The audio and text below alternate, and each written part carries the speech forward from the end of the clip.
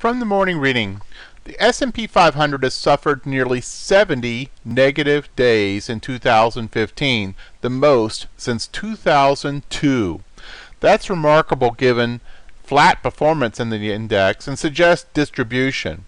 Other years that had similar behavior in the first 6 months mostly saw weak returns through year-end, but it wasn't consistent.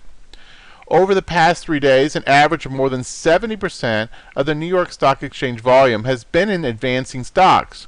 3 days ago, that figure was less than 30%.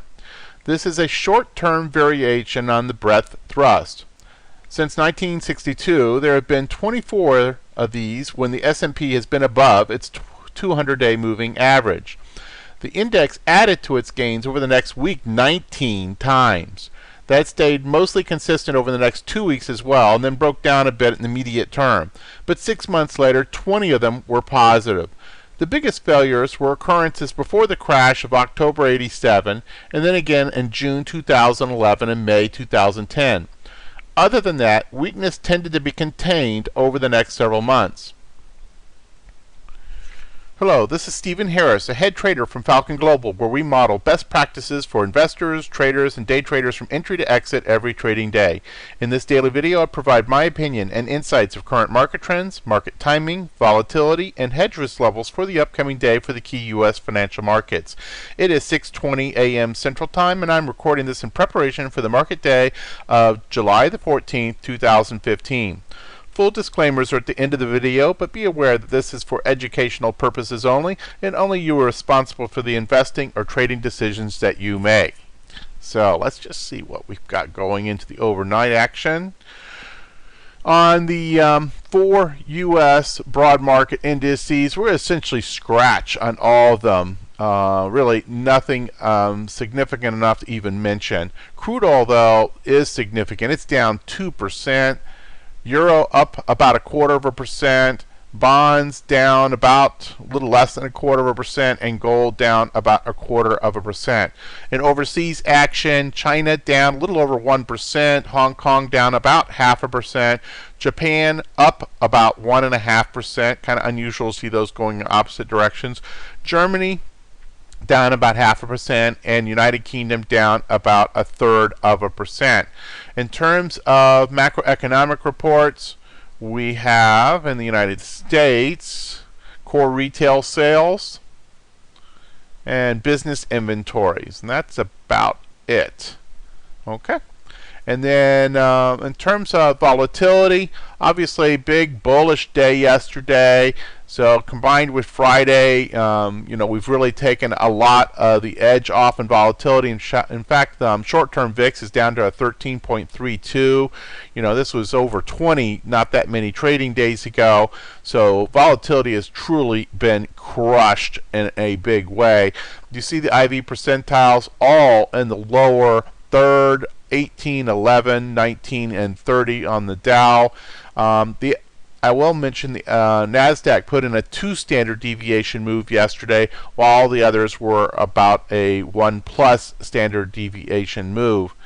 In terms of our daily report, we're still phase 5, that break of diagonal and horizontal support, while we have come back into the range. And in fact, this is kind of interesting. Here we are back to the middle of the prior range, and if we draw this prior range, this area here is our bottom, and then this area here as our top. We're essentially right back into the prior range and halfway through. So right now, this action here looks to be a little bit of a whipsaw action. Obviously, it was headline news driven, but still, price is price. No matter what the reason, the price patterns will tell us the condition of the market.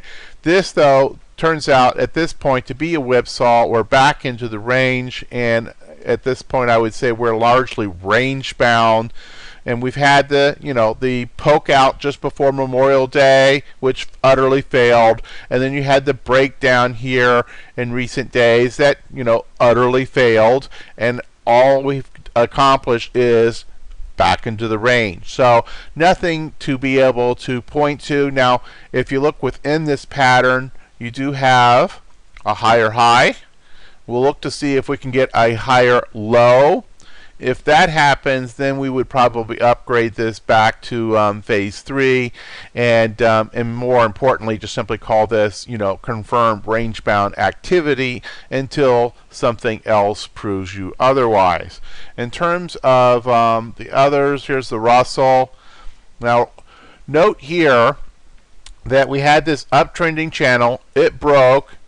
That then served as resistance, and now the next thing we're going to have to deal with is that resistance again, and can we get back into that channel for the Russell? So it has to be a bit more aggressive than the S&P. I mean, for the S&P, we're looking just to get back into the middle of its horizontal channel. With the Russell, we had an ascending channel. So that's the Russell. NASDAQ is very much like the S&P, as is the Dow. Both of those join the S&P, basically return to the middle of the prior range. So while that is certainly helpful and makes us feel better, until we actually accomplish something, we've got to remain relatively cautious. IBD status still remains its uptrend under pressure, with an accumulation distribution in the S&P of a C and the NASDAQ of a D. GMI index still has a sell signal with a 4 out of 6, so a slight improvement in the score, but still a sell signal.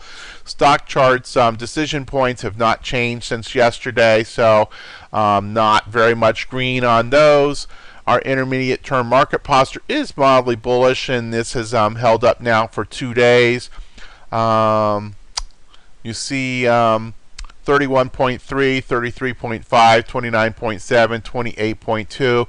So all mildly bullish scores, but certainly, have moved up off the very lowest possible threshold. So that certainly is welcome. Move the hedge warning status down half a notch to a 2.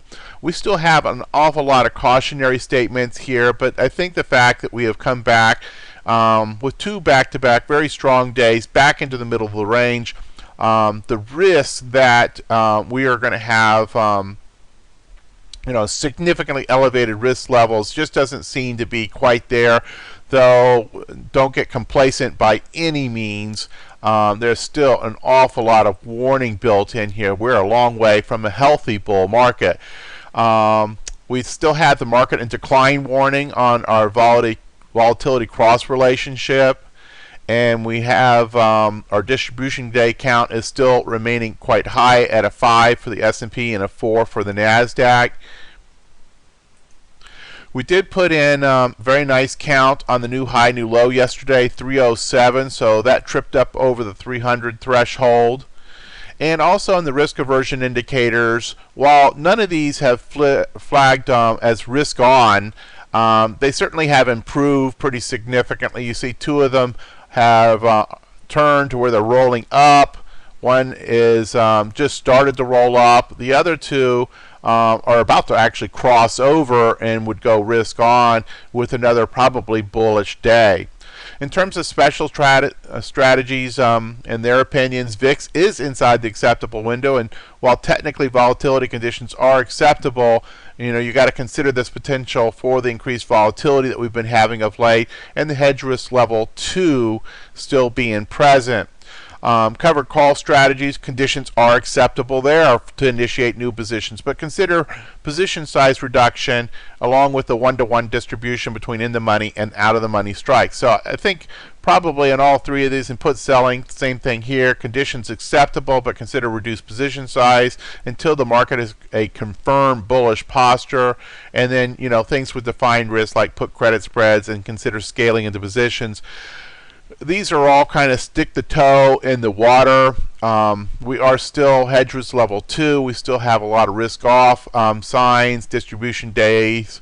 These are very weak market posture scores.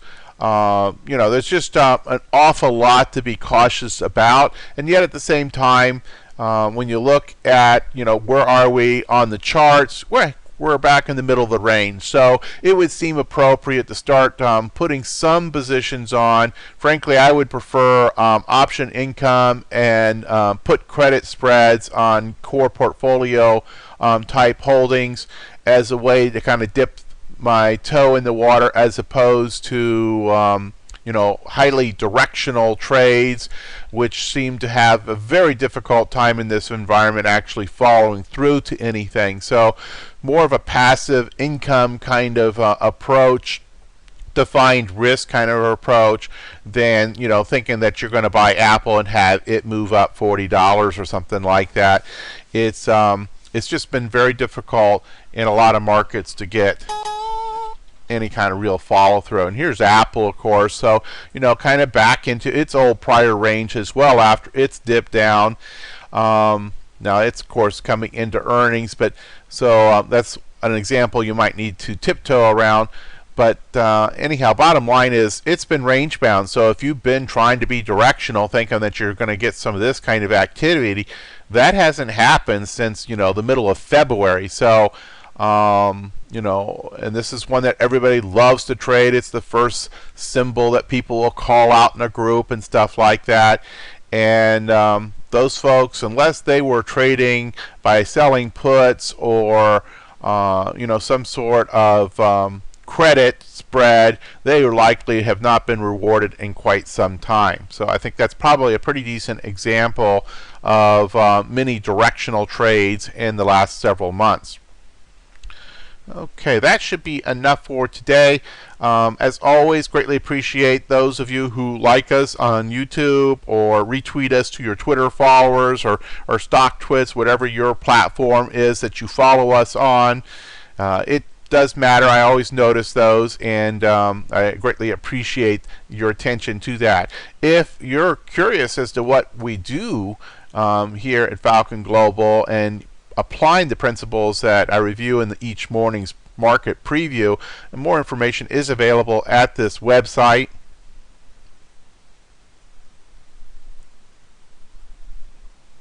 Disclaimers as always, hit the pause button to review if you need more time. And then of course we'll see you back here tomorrow morning before the market opens with the market preview. Good trading.